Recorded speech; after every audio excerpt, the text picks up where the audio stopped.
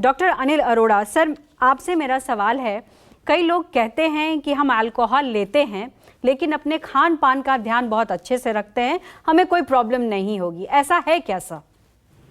देखिए पल्लवी जी, ये बहुत ही गलत धारणा है कि अल्कोहल लेने से आप पर्टिकुलर डाइट लेंगे तो उससे आप ठीक होंगे।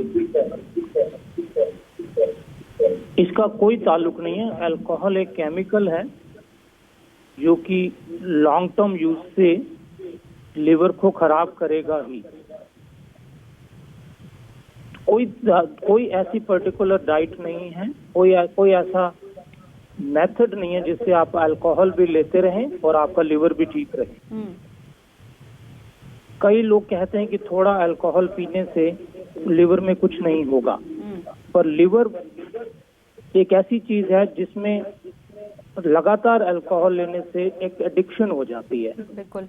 तो एक पेशेंट को नहीं पता लगता कि कौन सी सेफ लिमिट है, और जब आपको और साथ में बीमारियां हैं जो लाइफस्टाइल से रिलेटेड हैं, जैसे ओबेसिटी, डायबिटीज, ओवरवेट, हाइपरटेंशन, तो उसमें 2 और 2 4 नहीं होते, फिर 2 और 2 11 हो जाते।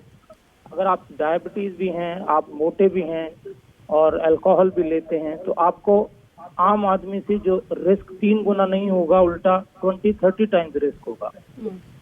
तो हमारी सलाह ये रहती है कि जितना आप अवॉइड कर सकें अल्कोहल को उतना करें, क्योंकि ये टॉक्सिन्स है जो कि डोज रिलेटेड इंजरी करता है। बिल्कुल। कोई भी ऐसा डाइट नहीं है, कोई ऐसा लाइफस्टाइल नहीं है, कोई ऐसा तौर तरीका नहीं है कि जिसमें आप अल्कोहल भी लेते रहें और आपकी इंजरी भी ना लिवर में हो। बिल्कुल सर, ये जो लोग खुशफहमी हैं, जिनको है कि अल्कोहल ले रहे हैं, कम मात्रा में ले रहे हैं और खान पान का ध्यान रख रहे हैं, उनको लिवर डैमेज नहीं होगा, तो वो आपकी सलाह बिल्कुल सुने कि वो किस तरीके से डैमेज होता है और जिस तरीके से डैमेज करता है। मेरा एक सवाल और भी है सर, किस तरह की दवाइयाँ जो हैं वो लीवर पर इफ़ेक्ट डालती हैं, क्योंकि कई ऐसे मेडिसिन्स हैं जो कि सीधे तौर पर जो लिवर है उस पर असर डाल रही हैं, खास करके हम बात करें पेन किलर्स की, तो क्या ये लिवर पर डैमेज करती हैं, लिवर को डैमेज करती है, और अगर करती हैं तो किस हद तक करती हैं, यहाँ ये समझना चाहूँगी। क्योंकि आजकल हम देखते हैं कि सर दर्द हुआ, आपने पेन किलर खा लिया, थोड़ा सा स्टमक एक है तो भी आपने एक पेन किलर खा लिया, तो ये जो पेन किलर खाने की आदत लोगों में पड़ रही है वो किस तरीके से डैमेज कर रही है लिवर को? देखिए, कोई भी आप दवाई लेंगे, कोई भी मेडिकेशन लेंगे, वो एब्जॉर्प्शन इंटेस्टाइन से एब्जॉर्ब होके उसको लिवर के थ्रू जाना ही है। कोई जरिया नहीं है कि आप लिवर को बाईपास करें। कुछ दवाइयां हैं विच आर नॉन हेपेटोटॉक्सिक, जैसे टीबी की दवाइयां हैं, एपिलेप्सी की दवाइयां हैं, स्टीरॉइड्स हैं, और कुछ स्पेशल दवाइयां होती हैं जिसको सिंथेटिक स्टीरॉइड्स कहते हैं, या एंटी कैंसर ड्रग्स हैं जिनके डेफिनेट एसोसिएशंस हैं between the liver injury and the dose. आपकी बात बिल्कुल जायज है कि किसी भी दवाई से ऑटोइम्यून एलर्जिक फिनोमिना से लिवर में इंजरी हो सकती है।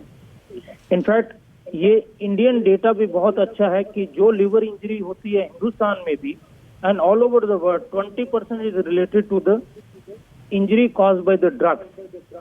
और जो हमारे मुल्क में बिना प्रिस्क्रिप्शन के आप कोई भी दवाई ऑफ काउंटर ले लेंगे, वी शुड रियलाइज बिना डॉक्टर की सलाह के, बिना ड्यूरेशन ऑफ द मेडिसिन के, या बिना इंडिकेशन से अगर अपने आप दवाई लेते हैं, you are always at risk of developing complication.